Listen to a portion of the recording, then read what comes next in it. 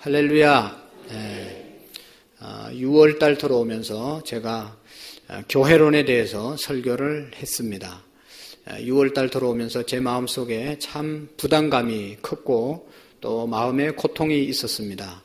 그것은 뭔가 하면 나는 부족한데 하나님이 나를 너무 많이 축복해 주셨다 생각하니까 너무 마음이 무겁고 부담이 됐습니다. 여러분, 우리의 가정을 여러분 잘 아시죠? 우리의 가정이 얼마나 행복하게 살아가는지. 아들도 잘났고 딸도 잘났고 자기들의 역할을 잘 감당하고, 아까 권사님도 얘기했지만 한 번도 우리 교회, 우리도 병원에 간 적도 없고 어려운 일이 없었습니다. 그렇다고 부인이 속 썩이는 것도 아니고, 그래서 아주 가정이 평화롭게 잘 살고 있습니다. 얼마나 감사한지 모르겠어요. 여러분들이 잘 섬겨주시고 기도해 주신 덕분이라고 생각합니다. 그리고 더 감사한 것은 여러분 보세요. 주위를 한번 돌려보세요. 우리 교인들이 얼마나 은혜가 충만하고 또 기쁨이 충만하고 또 우리 교회에 나오는 모든 분들이 헌신적으로 하나님을 섬기고 교회를 세워가는 것을 볼 때 얼마나 감사한지 모르겠어요. 하나님이 어떻게 우리 교회를 이렇게 축복하시냐, 교회가 이렇게 편안해도 되냐 하는 그런 생각이 문득문득 드는 거예요.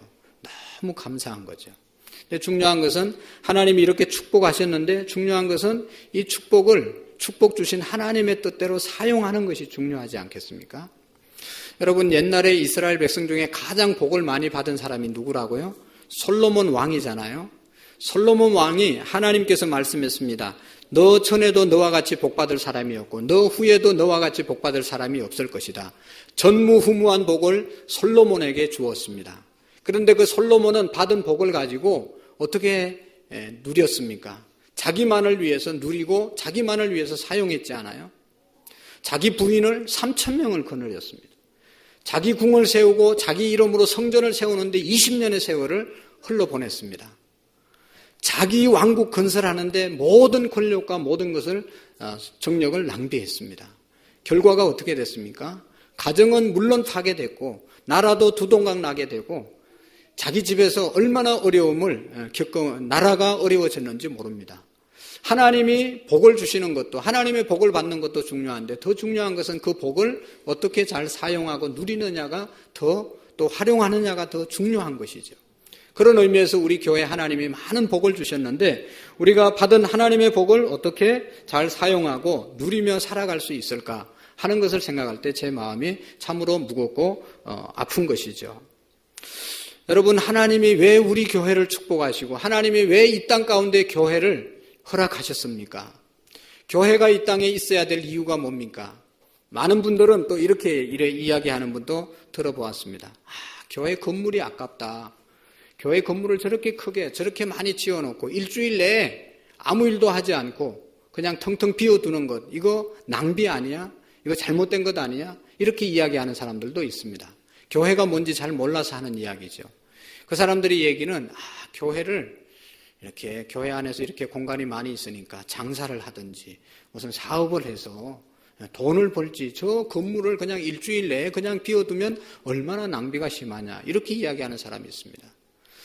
또 어떤 사람들은 교회가 사회가 어려울 때 뭐 하냐, 구제도 하고 또 인권 운동도 하고 자유와 또 무슨 정의를 위해서도 나가서 이렇게 외쳐야 되고 교회가 사회를 향해서 복지를 하고 이런 일들을 해야 되지 않냐, 그런 이야기하는 사람들도 있습니다. 그래서 우리 교회는 부족하지만 목요일마다 무료급식을 통해서 노숙자들과 어르신네들을 좀 섬기고 있습니다. 그러나 여러분, 이것이 사회 복지를 하고 정의를 외치고 인권을 위해서 투쟁을 하고 또 무슨 어려운 사람들을 구제하고 돕는 것, 이런 것들이 교회의 본질적인 사명이 아니라는 것입니다. 교회가 현정으로 해야 되는 일, 하나님이 교회를 이 땅에 세운 가장 중요한 이유는 예수 그리스도를 잘 이곳에서 믿고 하나님 잘 섬겨서 하나님을 영화롭게 하라고 이 교회를 우리에게 주신 것입니다. 다른 모든 일들도 교회에서 해야 됩니다. 그러나 그런 것들은 안 해도 되고 해도 되는 것이고 교회에서 반드시 해야 될 일은 예수 그리스도를 잘 섬기는 일, 이것은 교회에서 해야 됩니다. 이것을 위해서 하나님이 우리 교회를 축복하신 것입니다. 앞으로 우리 교회가 부흥됐다고 사회 정의나 또 사회 복지나 사회 어떤 운동을 하는 그런 교회로 우리가 나간다면 이 교회는 있을 필요가 없습니다. 요즘 사회복지 무슨 이런 모든 일들을 사회에서 얼마나 기관들이 잘하는지 모릅니다. 궁극적으로 근본적으로 그런 일 하라고 교회를 하나님이 세운 것은 아니고, 교회를 우리에게 주신 이유는 예수님 잘 믿고 하나님 잘 섬기라고 교회를 주신 것입니다. 이스라엘 백성들이 애굽에서 430년 동안 종살이 하는데 하나님이 모세를 통해서 이스라엘 백성들을 구출을 합니다. 왜 이스라엘 백성들을 출애굽시켜야 되냐? 출애굽기 7장 14절의 말씀에 보면 내 백성을 보내라. 그들이 나를 광야에서 섬길 것이니라. 그 이후에도 계속 반복적으로 하는 이야기가 이스라엘 백성들을 출애굽시키라. 내 백성들이 나를 섬길 것이다. 하나님 잘 섬기라고 하나님이 이스라엘 백성들을 애굽에서 출애굽시킨 것입니다. 오늘 저와 여러분들을 이 교회에 모아주시고 이 교회를 축복하시는 이유는 하나님, 예수님 잘 섬기라고 이 자리로 불러주신 줄로 믿습니다. 하나님 잘 섬기려면 어떻게 해야 되겠습니까? 예수님 잘 섬기는 것이 어떤 것입니까? 오늘 성경에 있는 말씀을 통해서 교훈받기를 원합니다. 오늘 본문 말씀 5절 말씀을 다 같이 한번 읽어보겠습니다. 시작. 너희 안에 이 마음을 품어라. 곧 그리스도 예수의 마음이니. 아멘. 할렐루야. 예수님 잘 섬기는 것은 한마디로 예수님 마음 품고 사는 것입니다. 믿습니까? 예수님의 마음을 우리가 품어야 된다. 예수님의 마음이 우리에게 있어져야 된다는 것입니다. 예수님의 마음이 어떤 것입니까? 오늘 성경에 보면 그 뒷절에 나오고 있습니다. 그는 근본 하나님의 본체시나 하나님과 동등됨을 취할 것으로 여기지 아니하시고 오히려 자기를 비어 종의 형체를 가져 사람들과 같이 되셨고 사람의 모양으로 나타나셨다. 그렇게 말씀하고 있습니다. 예수님의 마음을 품는 것은 예수님은 하나님이었지만 삼위일체 하나님으로서 하나님이 천지 만물을 창조하실 때 함께 하셨지만 그 자리에 계속 있지 아니하고 예수님은 인간의 몸을 입고 이 땅에 내려오셔서 우리를 구원하는 일을 하게 하신 것입니다. 그러니까 예수님의 마음은 하나님이었지만 인간의 모습으로 내려온 낮아진 마음이 예수님의 마음입니다. 더 간단하게 말하면 예수님의 마음은 겸손한 마음입니다. 예수님이 이 땅에 하나님이었지만 이 땅에 오셔서 우리를 구원해 주신 겸손한 마음, 그것이 바로 예수님의 마음입니다. 오늘 우리 모두는 여러분 지금 우리가 유치부 학생들도 예배를 드리고 있습니다. 중동부 학생들도 예배를 드리고 있습니다. 그래서 힘들어하는 아이들이 많이 있어요. 시끄럽더라도 여러분 이해해 주시기를 바랍니다. 그리고 우리 장년부도 예배를 드리고 있는데 중요한 것은 뭔가 하면 우리가 다 다르다는 겁니다. 지식 수준도 다르고 성도 다르고 출신 성분도 다르고 취미도 다르고 다 다르지만 한 가지 공통점이 있어야 되는데 그것이 뭔가 하면 예수님 마음으로 우리가 하나 되어야 합니다. 우리의 마음속에 예수님의 마음이 있어야 됩니다. 목사의 마음속에 예수 그리스도의 마음이 있어야 되고 오늘 아름다운 찬양을 했던 찬양대의 마음속에 예수 그리스도의 마음이 있어야 되고 오늘 오신 우리 모두가 예수님의 마음으로 하나 된 공동체가 우리 교회라는 것입니다. 이 예수님의 마음, 그중에 가장 중요한 특색은 겸손한 마음입니다. 낮아진 마음인 것입니다. 예수님께서 말씀했습니다. 오늘 6절의 말씀에도 보면 그는 근본 하나님의 본체시나 하나님과 동등됨을 취할 것으로 여기지 아니하시고 오히려 자기를 비워 종의 형체를 가져 사람들과 같이 되셨다 말씀하고 있습니다. 낮아지고 사람들의 모양으로 나타나셨다. 예수님께서 마태복음 11장 28절에 자기의 마음을 얘기하는데 수고하고 무거운 짐진 자들아 다 내게로 오라. 내가 너희를 쉬게 하리라. 나는 마음이 온유하고 겸손하니 나의 멍에를 메고 내게 배우라. 그리하면 너의 마음이 쉼을 얻을 것이다. 할렐루야. 예수님 앞에 나오면 쉼이 있는데 아까 우리 장로님도 쉼이 있다고 그랬는데 평화가 있다고 그랬는데 그냥 저절로 생기는 것이 아니라 온유하고 겸손한 예수 그리스도의 마음이 우리에게 있어야 쉼이 있는 것이고 평화가 있는 것이죠. 여러분 우리가 살면서 가정 안에서 오늘 2절에도 그렇게 말씀이 있습니다. 3절에 아무 일에든지 다툼이나 허용으로 하지 말고 오직 겸손한 마음으로 각각 자기보다 남을 낮게 여기고 이게 겸손한 마음이거든요. 모든 일에 다툼, 허영, 그런 마음으로 하지 말고, 여러분, 허영으로 하는 마음 속에는 쉼이, 평안이 없습니다. 나보다 좀 내가 요만큼인데 이만큼 보여야 되기 때문에 허영을 떠는 것 아니겠어요?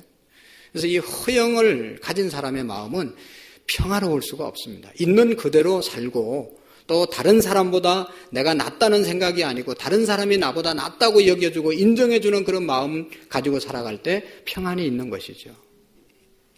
여러분, 가정 안에서도 남편이 나보다 낫다, 아내가 나보다 낫다, 또 자식이 나보다 낫다, 우리의 부모님이 나보다 훌륭하다, 할렐루야, 그런 마음을 갖고 사는 가정은 얼마나 행복하겠어요. 그런데 너 참 나 때문에 구제받은 줄 알아라, 그렇게 살아가고 있으니 그 가정이 얼마나 불행합니까? 저는 정말로 감사한 것이 모든 사람이 저보다 훌륭하게 보이는 거예요.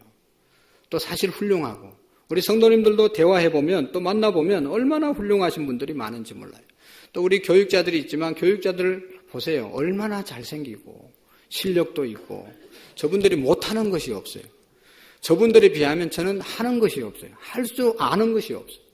노예 가도 목사님들 만나고, 목사님들 이렇게 가끔 만나보면 어디 운동을 하러 가도 운동도 기가 막히게 잘하고, 노래하는 데 가봐도 음악을 얼마나 잘하고, 또 뭐 하여튼 가보면 훌륭하신 분들이 너무너무 많은 거예요.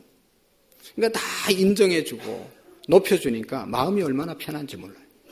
그러면 어떻게 해요? 다른 사람이 나도 높여주는 거예요. 다른 사람을 멸시하고 내가 너보다 낫다고 하는 그런 허영의 마음을 가지고 사람을 대하면 사람들이 다 교만한 사람, 좋아하는 사람 아무도 없습니다. 여러분, 사람들이 내 곁에 없다, 사람들이 나를 안 좋아한다, 그러면 다른 사람이 문제 있을 수도 있지만 나에게도 문제가 있을 수 있습니다. 내가 너무 교만하고 너무 허영을 떠니까 싫어하는 거죠. 앞에서는 그런가 하고 나중에 사람들이 만나기 싫어하는 겁니다. 그러나 있는 그대로 다른 사람을 높여주고 겸손한 예수 그리스도의 마음으로 살아가게 될 때 많은 사람들이 생겨지게 되고, 결국은 그러면 예수님께서 우리를 높여주시는 줄로 믿습니다. 오늘 성경에 보면 하나님께서 예수님을 높였다고 그랬지 않습니까? 그리고 베드로전서 5장에 보면 그런 말씀이 있습니다. 예수님께서 우리가 서로 섬기고 낮아질 때 하나님께서 우리를 높여주신다고 말씀하고 있는 것입니다.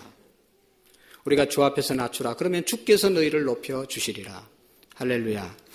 그래서 예수님의 마음은 겸손한 마음, 그것을 우리가 오늘 간직해야 될 마음인 것입니다. 두 번째 우리가 가져야 될 마음은 예수님이 내려오셔서 십자가를 지셨잖아요. 십자가 지신 마음, 예수님 마음, 왜 예수님이 십자가 지시는지를 우리가 분명히 믿고, 이것을 믿고 우리가 살아가는 것이 교회 공동체입니다. 예수님이 왜 십자가에 죽으셨습니까? 예수님이 인간의 몸을 입고 이 땅에 오신 것은 바로 우리를 구원하기 위해서, 우리의 죄를 용서해 주시기 위해서 오셨다는 것이죠. 다른 거 다 잘해도 예수님이 나를 위해서 십자가에서 내 죄값을 지불했다고 하는 사실을 믿지 못하고 죄 용서함에 확신이 없이 교회 다니는 것은 아주 불행한 것입니다. 에어컨을 좀 켜주시면 좋겠어요. 그래서 여러분, 베드로전서 2장 24절에 보면 그런 말씀이 있잖아요. 친히 나무에 달려 그 몸으로 우리 죄를 담당하셨으니 우리로 죄에 대하여 죽고 의에 대하여 살게 하려 함이라. 그가 채찍에 맞음으로 너희는 나음을 입었도다. 예수님이 채찍에 맞음으로 우리가 나음을 얻고, 예수님이 십자가에서 죽으심으로 우리의 죄가 용서함 받았다는 것입니다. 이런 얘기하죠. 나는 죄가 없어. 죄 없다고 이야기하는 사람들이 있습니다. 그런데 성경은 죄 없다 하면 거짓말하는 자요 라고 말씀하고, 로마서에 보면 3장에 보면 의인은 없나니 하나도 없다, 다 치우쳐 하나님의 말씀에 순종하는 자가 없다고 말씀하고 있습니다. 그리고 더 나아가서 모든 인간이 죄를 짓고 타락하고 사람이 죄를 범하였으면 하나님의 영광이 이르지 못하더니, 로마서 3장 24절에 타락한 인간의 모습을 말씀하고 있습니다. 모든 사람이 다 죄인인 것이죠. 오늘도 여러분, 죄 안 진 사람이 누가 있겠어요? 죄 안 짓고 살아가는 사람이 있다면 예수님이 이 땅에 오실 필요가 없습니다. 교회가 이 땅에 있을 이유가 없습니다. 다 다 죄짓고 부족하기 때문에 우리의 죄를 용서하기 위해서 예수님이 이 땅에 오셨고 예수님이 십자가에서 죽으심으로 우리의 죄가 용서함 받아서 용서함 받은 기쁨과 감격으로 하나님 앞에 나와서 예배하는 공동체가 바로 오늘 우리 교회가 되어져야 된다는 것입니다.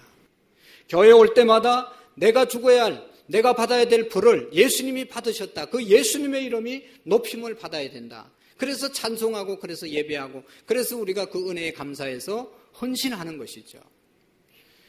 예수님의 십자가를 믿고 붙잡는 것이 교회의 본질적인 존재해야 될 이유라는 것입니다. 그리고 또 한 가지 가장 중요한 교회가 붙잡아야 될 것은 십자가에 죽으신 예수님을 하나님이 살리셔서 예수님이 부활하신 것입니다. 예수님이 부활하시고 난 다음에 우리에게도 부활을 약속해 주셨습니다. 그래서 중요한 것은 우리가 예수님의 십자가 믿고 거기에서 끝나면 의미가 없어요. 우리도 예수님처럼 십자가에 죽자. 그래서 헌신하고 희생하고 거기에서 끝나면 참 불행한 거죠. 그러나 거기에서 끝나는 것이 아니라 하나님이 예수 그리스도를 다시 살린 것처럼 오늘 주 안에 있는 저와 여러분들을 우리가 죽어도 다시 살리시는 은혜가 있는 줄로 믿습니다. 그것이 예수님의 부활입니다. 이제는 우리 교회가 십자가 공동체일 뿐만 아니라 부활의 공동체로 나아가야 되는 것입니다. 우리가 하나님 앞에 헌신하고 하나님 앞에 예배하고 하나님 앞에 충성하는 것은 이 땅에서 잘 먹고 잘 살기 위해서가 아니라 하나님 나라에서 하나님이 보상해 주시는 것을 믿기 때문에 하나님 앞에 헌신하는 것이죠. 부활이 있음을 믿는 그런 우리의 믿음이 되시기를 바랍니다. 여러분, 부활은 교회를 유지시켜 주신 신앙의 가장 중요한 근본 교리입니다. 가장 귀한 진리가 부활의 진리이고 부활의 교리입니다.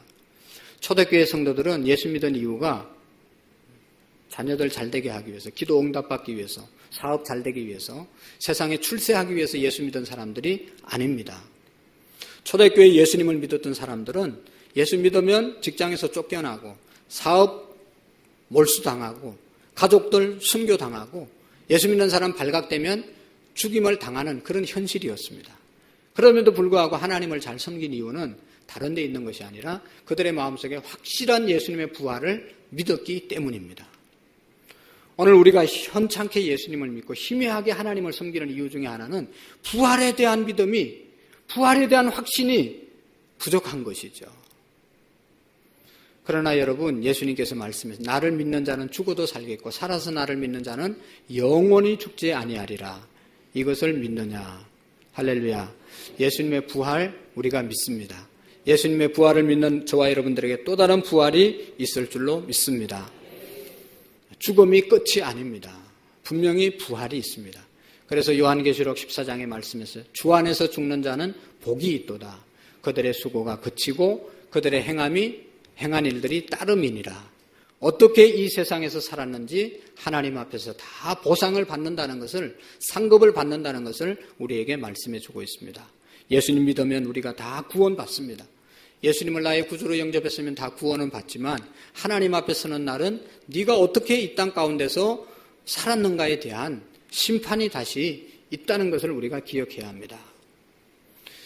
어저께 새벽에 한 새벽 2시 반에 2시 반경에 우리 교회 윤영경 집사님 아버지가 세상을 떠났습니다.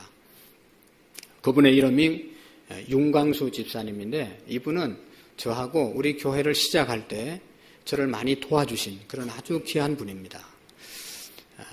지하 상가를 얻어놓고 뭐 할 줄 아는 게 없잖아요. 그렇다고 또 돈이 있으면 업자에게 인테리어를 맡기면 되는데 돈도 없고 그래서 어떻게 해야 되냐 고민하고 기도하다가 이제 강단을 꾸며야 되는데 강단을 꾸미고 꾸며놓고 강대상을 놔야 되는데 강단 꾸미는 일을 어떻게 했는가 하면 저 지금 정비공장이 있는데 아래사동에 가면 그때는 우리 안산이 한창 개발될 때이기 때문에 폐자재를 많이 갖다 버렸습니다.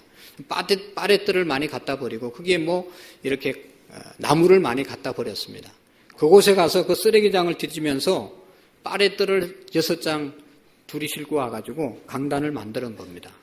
그때 저는 젊었었는데도 일을 안 하고 운동을 안 해가지고 힘이 없어가지고 망치를 들고 망치질을 해보니까 이게 못이 잘 안 들어가요.